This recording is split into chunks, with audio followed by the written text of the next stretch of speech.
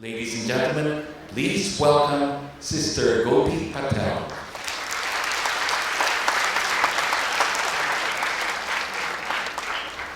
Good evening, and a traditional greeting from the Brahma Kumaris, Om Shanti, which is a greeting of peace.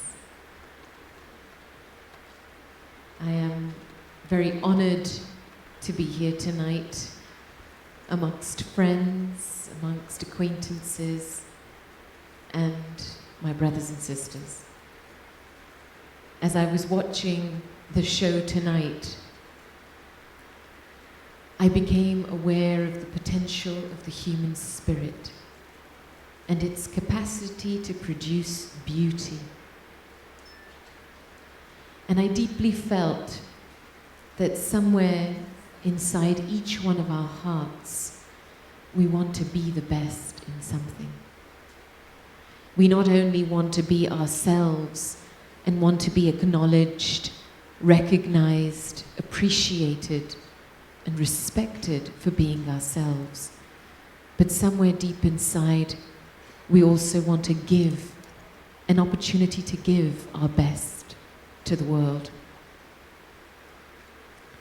And there is a place inside us, a deep, long-lost memory that knew of a time when we were at our best, when we exhibited those highest human values in their highest expression. And somehow, as we found ourselves lost in the limited expressions of today's world, we perhaps may get glimpses of this part of ourselves, and we're seeking to express this part of ourselves. And so we search for that expression through art, through dance, through drama, through our various professions. But that search is the search for expressing our purpose in life. And when we talk about bringing out the best in our lives, giving the world the best that we have got, it means living a life of purpose. And for many, this question, what is my purpose in life? Some have begun to ask this at a young age. Some get older after having lived life and begin to ask this question. And yet for me, this question began at a very early age, when I began inquiring into my purpose and my being, my reason for existence. And I feel that's one of the first places to begin, digging out what is lost and locked and deeply embedded within us. Because somehow we've found that we've trapped our potential underneath a layer of weak thoughts about ourselves, negative thoughts about ourselves. We've bought into certain limiting self-beliefs about what we think we can do and what we think we can't do. And when we begin a practice of self-reflection, we take a step back behind these self-limiting beliefs into a place where truth lies, where our inner potential lies. And so one of the first requirements for beginning to live with purpose is to increase that capacity for self-reflection, to take some time out every day and spend time with my heart and my conscience, asking myself, what are the thoughts that bring me energy? What are the thoughts and feelings that bring me to life? And within that reflection, to spend some time with the divine. Sometimes our best comes out when we're in the company of someone who loves us, when we're in the company of someone whose vision is always elevated and benevolent for us. And this, for me, is definitely the company of the Supreme. So can I take some time out to sit myself down in front of God and ask myself the question, what does God want from me?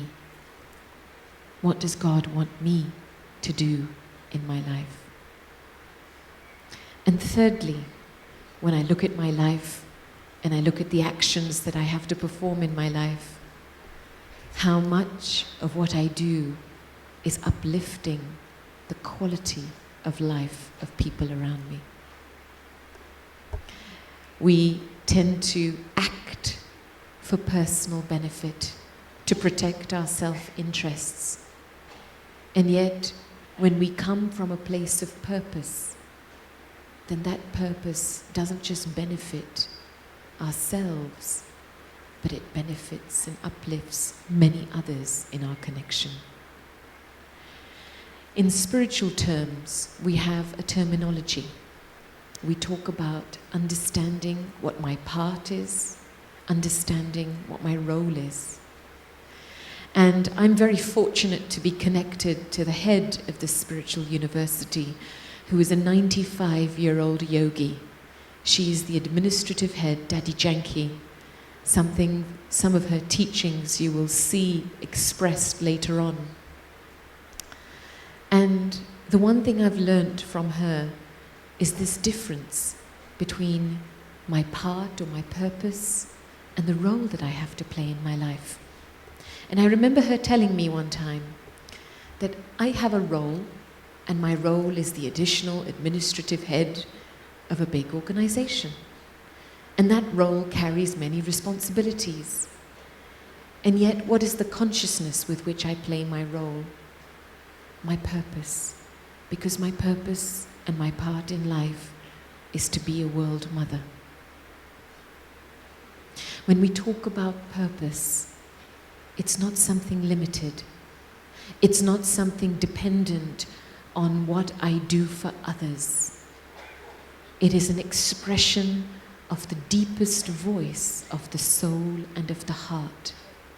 And every time I express with purpose, I experience energy flowing through me. Often I have this question when people ask me, how do I know I'm connected with my purpose? And one of the indicators and the hallmarks for me is that every time I express from this place of purpose, I experience energy. It doesn't matter what the situation is, what the circumstances are, but none of that limits my expression of purpose, because that's what I need to express to survive in today's life. And so as I continue to express in that way, it gives me life, it gives me energy. How do I know when I'm not connected to my purpose? I get tired, I get drained, I'm not sure whether what I'm doing is right.